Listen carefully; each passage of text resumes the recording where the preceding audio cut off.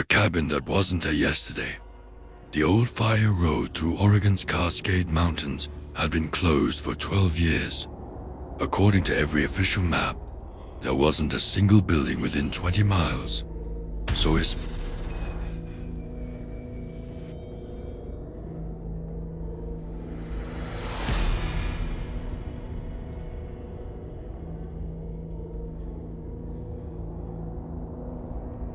My name is Ryan Carter.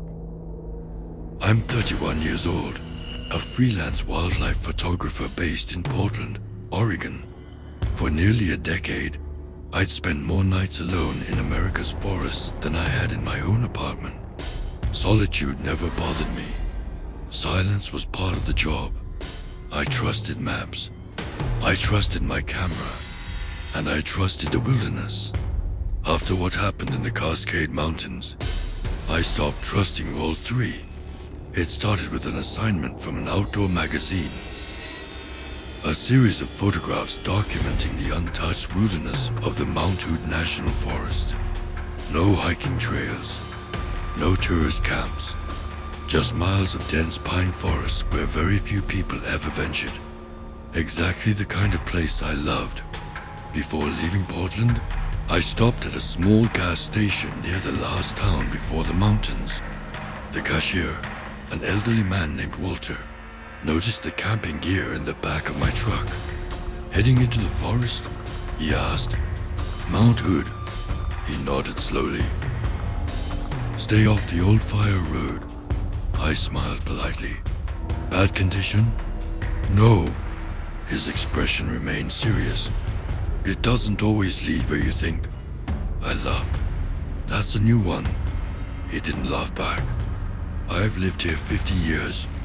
I've watched people leave on that road. They just never came back the same." By late afternoon, I reached the abandoned fire road. A rusted metal gate blocked the entrance. A faded warning sign read, "Road closed. Unstable terrain. Nothing unusual." After checking my GPS and printed topographic map, I hiked several miles into the forest. The air smelled of pine needles and damp earth. Sunlight filtered through towering Douglas fir trees. The only sounds were birdsong and the distant rush of a mountain stream. It was perfect. I found a small clearing overlooking a valley and pitched my tent. As the sun disappeared behind the mountains, I cooked dinner over a small camp stove and reviewed the day's photographs. Everything felt normal. Peaceful. By 10 o'clock, I crawled into my sleeping bag. The forest was silent. Something woke me around 3 in the morning. Not a scream. Not footsteps. A sound. Soft. Steady. Like someone slowly hammering nails into wood. Tap. Tap. Tap. I checked my watch. 3:12 a.m. The sound continued for nearly a minute. Then, nothing. I unzipped the tent just enough to look outside. The clearing was empty. Moonlight spilled across the trees. No movement. No lights. No people. I convinced myself it had been a woodpecker or a branch knocking in the wind. I zipped the tent closed and eventually fell back asleep. Morning arrived with the smell of fresh pine and cool mountain air. Birds sang from the treetops. Everything looked exactly as it had the evening before. At least, at first. I stepped out of my tent holding a mug of coffee. Then I froze. 30 yards away, standing at the edge of the clearing, was a small wooden cabin. I stared at it for several seconds, convinced I was still dreaming. It couldn't be there. I'd walked that entire clearing before setting up camp. There had been nothing. No building. No foundation. Not even a pile of logs. Yet now, a weathered one-story cabin stood quietly among the trees. Thin gray smoke drifted lazily from its stone chimney. Someone was inside. I grabbed my camera and photographed the cabin from several angles. The images looked perfectly normal. Every photograph showed the same thing. An old cabin with faded cedar walls, a crooked front porch, a rocking chair gently moving by itself. There wasn't a breath of wind. I lowered the camera. The chair stopped moving. A slow creak echoed across the clearing. The front door had opened. No one stepped outside. No voice called out. The doorway simply waited. Dark, silent, watching. I told myself there had to be a logical explanation. Maybe I'd camped near an old hunting cabin and simply missed it in the darkness. It was embarrassing, but possible. I slowly walked closer. Each step made the air noticeably colder. The birds stopped singing. Even the breeze disappeared. When I reached the porch, I noticed something that made my stomach tighten. Fresh muddy boot prints covered the wooden steps. Only one set. They led into the cabin. None came back out. I stood there listening. Nothing. Not even breathing. The front door remained half open. Beyond it, only darkness. Then, from somewhere deep inside the cabin, a calm male voice spoke. "Ryan." I felt my heart skip a beat. I had never told anyone my name. The voice came again. Soft, patient, almost welcoming. "You're finally here." Every instinct told me to run. Instead, I took one slow step toward the open doorway, and the cabin, which according to every map in Oregon should never have existed, seemed to sigh with relief. The cabin that appeared overnight, the house that knows your name. The cabin door stood open. No movement, no footsteps, only darkness beyond the doorway. I should have walked away. Every survival instinct I'd developed over years of working alone in remote forests told me to pack my gear, get back to my truck, and forget I'd ever seen the place. Instead, I climbed the porch steps. The old wood groaned beneath my boots. The temperature dropped with every step. By the time I reached the doorway, my breath had become visible in the air. I stood there for several seconds. "Hello?" I called. No answer. Slowly, I stepped inside. The cabin smelled of cedar, old books, and with smoke. Sunlight filtered through dusty windows, illuminating tiny particles drifting through the air. The room was simple. A stone fireplace, a wooden dining table, a bookshelf, a faded leather couch. Everything looked old, but not abandoned. The fire was still burning. A kettle sat above the flames. Steam rose gently from its spout. Someone had been here only moments before. "Is anyone here?" I asked again. Silence. Then, a floorboard creaked somewhere upstairs. I looked toward the staircase. Nothing. The sound never came again. I lifted my camera and began recording. The viewfinder showed the room exactly as I saw it. Everything looked normal, until I panned toward the fireplace. A framed family photograph rested on the mantel. I walked closer. The picture showed a smiling family standing in front of the very same cabin. A man, a woman, a little girl, and me. I felt my stomach drop. I wasn't just similar to the man. It was my face. The same eyes. The same beard. The same jacket I was wearing now. I stared at the photograph for nearly a minute. It had to be fake. Some kind of trick. But the frame was covered in dust. It looked decades old. I turned it over. Written in faded ink were 4 words. "Welcome home, Ryan." My hands began to shake. I searched the rest of the room. The bookshelf contained old journals. Most were weathered beyond reading. One remained intact. Its leather cover bore no title. Inside, every page described ordinary days inside the cabin. Repairing the roof, cutting firewood, cooking dinner, watching snowfall. The entries seemed harmless. until I reached the final pages. The handwriting changed. It became rushed, uneven, desperate. One entry caught my attention. He arrived today. He still thinks this is his first visit. Another. He'll notice the photographs next. I stopped breathing. That was exactly what had happened. I turned another page. He always opens this journal.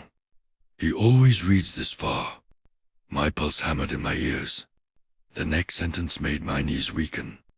Ryan, don't go upstairs. At that exact moment, a single footstep echoed from the second floor. I slowly closed the journal. My eyes remained fixed on the staircase. Another step. Slow. Heavy. Then another. Someone was walking across the floor above me. Whoever it was, they weren't trying to hide. I backed toward the front door. The floorboards upstairs stopped creaking. Then came a new sound. The slow turning of a doorknob. A bedroom door opened somewhere above. I heard it clearly. Then silence. The radio clip to my backpack suddenly crackled with static. I hadn't even remembered bringing it. A calm voice whispered through the noise. Ryan. I froze. The voice continued. Leave now. Don't look upstairs. The transmission ended. Every instinct screamed at me to run. Instead, I made the mistake that still haunts me. I looked up. At the top of the staircase stood a man. He looked exactly like me. Same height. Same clothes. Same camera hanging around his neck. He wasn't smiling. He simply watched me. Perfectly still. I raised my hand. He didn't. Instead, he slowly lifted one finger to his lips, as if warning me to stay quiet. Then he stepped backward into the darkness. Gone. I ran. I burst through the front door and sprinted toward my campsite. The clearing came into view. Relief flooded through me until I noticed my tent. It wasn't where I'd pitched it. It had been moved, nearly 50 yards closer to the cabin. I stared at the ground. Fresh drag marks cut through the dirt. Someone, or something, had pulled my tent across the clearing while I slept. My backpack was still inside. Nothing appeared to be missing, except for one thing, my printed topographic map. In its place lay a folded sheet of yellowed paper. It wasn't modern. It looked ancient. Across the top, in faded black ink, were the words, Property Record. Below them, a hand-drawn map of the forest. In the exact spot where the cabin stood, someone had written a single name, Ryan Carter. Not as the owner, not as the visitor. As the resident, I felt my chest tighten. I looked back toward the cabin. The front door had closed. One upstairs curtain slowly moved aside. Someone stood behind the glass, watching me. I couldn't see their face, but I knew. They looked exactly like me. The cabin that appeared overnight. Every window shows a different night. I couldn't breathe. The figure behind the upstairs window never moved.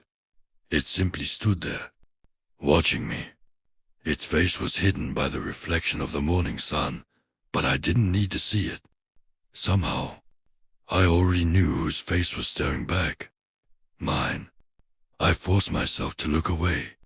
When I looked back only a second later, the curtain hung perfectly still. The figure was gone. Every logical part of my mind told me to leave. My truck was less than 3 miles away. I could be on the highway within an hour. I began stuffing my camera equipment into my backpack with trembling hands. Tent, sleeping bag, lenses, drone, everything. I grabbed the truck keys from my pocket. They weren't there. I checked every pocket again. Nothing. My keys had disappeared. Panic settled into my chest. I emptied my backpack onto the ground. Still nothing. Then I heard a familiar sound, a faint metallic jingle, coming from inside the cabin. I stood frozen. The jingling stopped. Then came 3 slow knocks. Knock, knock, knock. Not on the front door. From upstairs. I backed away. The cabin remained perfectly silent. The forest around me had changed again. No birds. No insects. Even the wind had disappeared. It was as if the entire mountain was waiting for me to make a decision. Against every instinct, I walked back toward the cabin. The front door opened before I touched it. Slowly, without a sound. The air inside felt colder than before. The fire in the fireplace had gone out. The room was darker, older.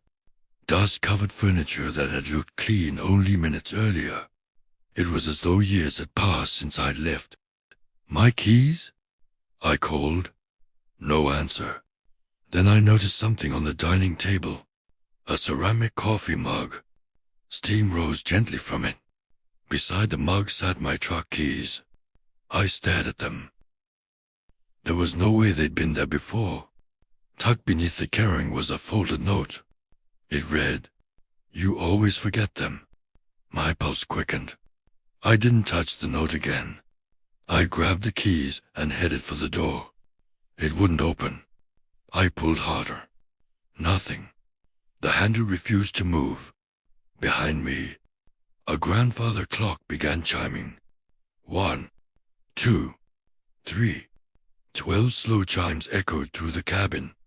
Midnight. I looked outside. My blood ran cold. The bright morning had vanished. Beyond the windows, it was night. I stumbled backward. That wasn't possible. Only moments ago, the sun had been shining. Now rain poured across the clearing. Lightning flashed beyond the trees. I rushed to another window. It showed something completely different. A snowstorm. Thick snow covered the ground. The cabin roof was buried beneath white drifts. I turned to the third window. Autumn. Red and golden leaves drifted through the air. The forest looked peaceful. Every window showed the same clearing. But on a different night, a different season, a different year. I felt as though the cabin wasn't standing in one place. It was standing in many moments at once. A loud creak echoed upstairs. Slow footsteps crossed the hallway. 1, 2, 3. Then they stopped directly above me. I remembered the warning from the journal. Don't go upstairs. I intended to obey it. Then something rolled down the staircase. It stopped at my feet. My camera. Not the one hanging around my neck. Another one. Older. Scratched. Its memory card was still inside. I picked it up. The battery somehow still had power. Curiosity overcame fear. I pressed play. The first video began. The screen showed the very cabin I was standing in. The footage was shaky. The man filming was breathing hard. Then he turned the camera toward himself. I nearly dropped it. It was me. Older. His beard was longer. His face was thinner. His eyes looked exhausted. He stared into the lens. "If you're watching this, you came inside." His voice trembled. "Don't believe anything the cabin shows you." A loud bang interrupted the recording. He turned the camera toward the staircase. Someone was coming down. The video ended. I stared at the black screen. The recording date appeared beneath it. October 18th, 2032. 7 years in the future. The sound of footsteps returned. This time, they were on the stairs. Slow, heavy, deliberate. I looked up. A pair of worn hiking boots appeared first, then denim jeans, then a green flannel jacket. Finally, a face. My face, only older. The same man from the video. He looked at me with exhausted eyes. "You still have time," he said quietly. "Time for what?" "To leave. I've been trying." He shook his head. "No, you've been trying to understand.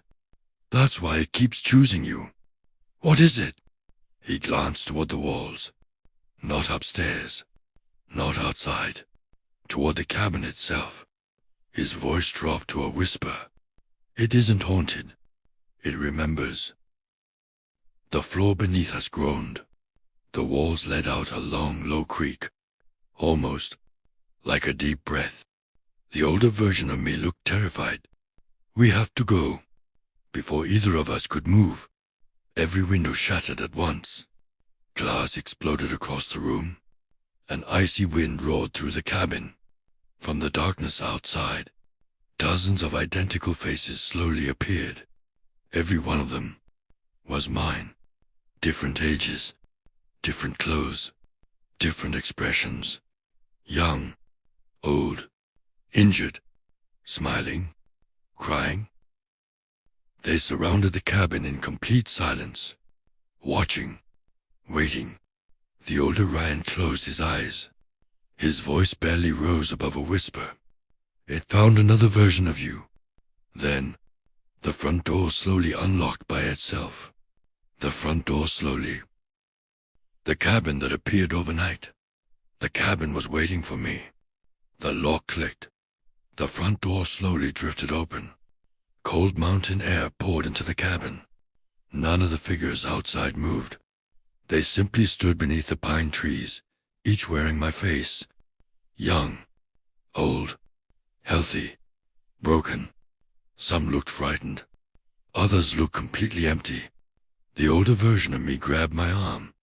"Don't look at them for too long." "Why?" "They're all people who stayed." My heart nearly stopped. "What do you mean?" He glanced toward the walls of the cabin. "It doesn't kill people. It keeps them." The cabin groaned beneath our feet. The walls creaked like an old ship in rough water. Pictures hanging in the walls began to change. The smiling family disappeared. New photographs slowly faded into view. Every frame now showed different people standing in front of the cabin. Hikers, hunters, campers, forest rangers, families. Each photograph had one thing in common. Someone was missing. A husband, a daughter, a brother, a friend. There was always one empty space where another person should have been. I looked closer. Beneath every photograph was a handwritten date.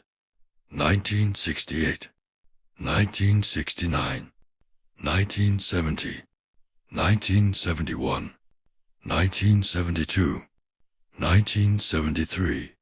The disappearances stretched back for decades. Then I reached the file frame. It wasn't old. The ink was still wet.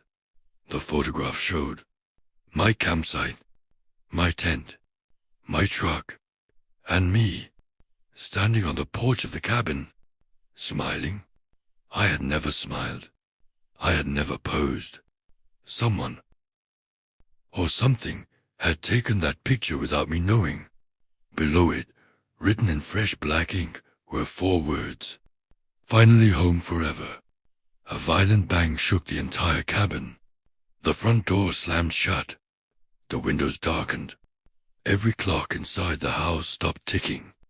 The older Ryan looked toward the ceiling. "It's awake." "What is?" "The house." The floor vibrated beneath us. For the first time, I realized something impossible. The sound wasn't coming from above or below. It was coming from inside the walls. A slow, steady heartbeat. The cabin wasn't alive in the way an animal is alive. But it wasn't just wood and stone either. It remembered every person who had entered, every fear, every regret, every choice, and it never wanted to forget. The older Ryan handed me the camera I'd seen in the video. "Take it." "What about you?" He smiled sadly. "I already made my choice." "I don't understand." You will. He stepped backward. The floorboards beneath him began pulling apart. Dark hands emerged from the cracks. Not human hands. Long, thin, made of shadow and splintered wood. They wrapped around his boots, then his legs. I rushed forward. He shouted, "No! If you grab me, it keeps you too." The shadow hands pulled harder. He never screamed. He simply looked at me with tired eyes. I came back because I thought I could save myself. His voice trembled. I was wrong. Within seconds, the floor closed again, as if he had never existed. Only the old camera remained in my hands. The cabin suddenly fell silent. Then, the front door opened once more. Bright morning sunlight flooded the room. Birds sang outside. The nightmare had vanished. I didn't wait. I ran. Past the porch. Across the clearing. Through the forest. I never looked back. After nearly an hour of running, I reached the old fire road. My truck was exactly where I'd left it. I threw my gear inside and drove without stopping until I reached the nearest town. Only then did I dare look behind me. The mountain road was empty. There was no cabin, only endless forest. Weeks later, I contacted the U.S. Forest Service. I gave them the exact GPS coordinates. A search team spent 2 full days exploring the area. Their report was simple. No cabin, no foundation, no chimney, no evidence that any building had ever stood there. They assumed stress and isolation had caused vivid hallucinations. I wanted to believe them, until I reviewed the memory card from the old camera. There was only one video left. The older version of me appeared once again. He looked directly into the lens. "If you're seeing this, you escaped." For a moment, I felt relief. Then he continued, "But the cavern never chooses, only once." The recording ended. I sold my camping gear. I stopped photographing remote forests. I moved into an apartment in downtown Portland. For almost a year, nothing happened. Then one rainy morning, I opened my front door to collect the newspaper. Across the street, on an empty lot that had been vacant for years, stood a small wooden cabin, weathered cedar walls, a crooked front porch, thin gray smoke rising from a stone chimney. A rocking chair moved gently by itself. There wasn't a breath of wind. I closed my eyes. When I opened them, the cabin was gone. At least, I thought it was. That night, while reviewing security footage from the camera outside my apartment, I found one final recording. At exactly 3:12 a.m., the camera captured a cabin standing across the street for 37 seconds. No car slowed down. No pedestrians noticed it. Just before it disappeared, the front door slowly opened. A man stepped onto the porch. He looked directly at my security camera. He smiled. It was me. The timestamp froze. The video corrupted. And to this day, every morning at 3:12 a.m., I wake up a few seconds before my alarm. Sometimes, when I gather the courage to look out my bedroom window, I can still see that rocking chair, gently moving in the darkness, waiting for the night, when the cabin appears again, the end.